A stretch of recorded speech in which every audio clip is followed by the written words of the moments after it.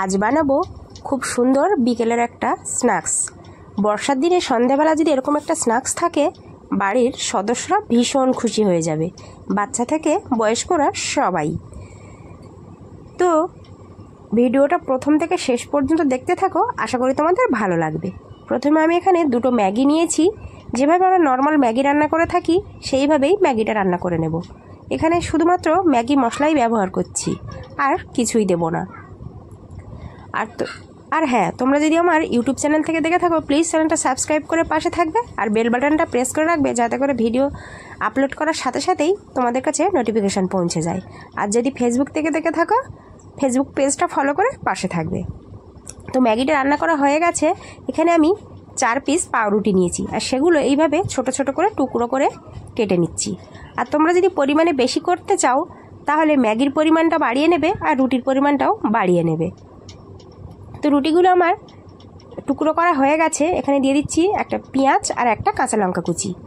আমি এখানে একটা বড় সাইজের পেঁয়াজ কুচি দিয়েছি স্বাদ মতো নুন, ঝালের গুঁড়ো, হলুদের গুঁড়ো, আর ম্যাগি মশলা, গরম মশলা আর জিরের গুঁড়ো।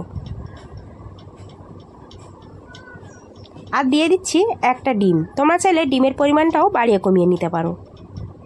তারপর হাত দিয়ে ভালোভাবে সুন্দর করে সবগুলো মেখে নেব, যাতে করে পাউরুটিটা সুন্দর করে মিশে যায়।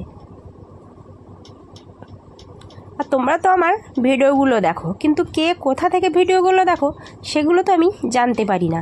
তো প্লিজ তোমরা কমেন্টে জানিও যে তোমরা কোথা থেকে আমার ভিডিওগুলো দেখছো। তারপর ভালোভাবে এইভাবে হাত দিয়ে আমি মেখে নিলাম। এবার বল আকারে আমি শেপ দিয়ে নেব। তোমরা চাইলে লম্বা লম্বা শেপও দিতে পারো, আবার পাতলা করে শেপ দিয়ে নিতে পারো, গোল গোল করে। আমি এইভাবে গোলাকার শেপ দিয়ে নিচ্ছি। এবার আগে থেকেই তেল গরম করে রেখেছিলাম, একে একে বলগুলো সব দিয়ে দেব। এবার একটু এপিট ওপিট ব্রাউন কালার হয়ে আসলেই আমাদের রেডি সন্ধ্যাবেলার স্ন্যাক্স বল।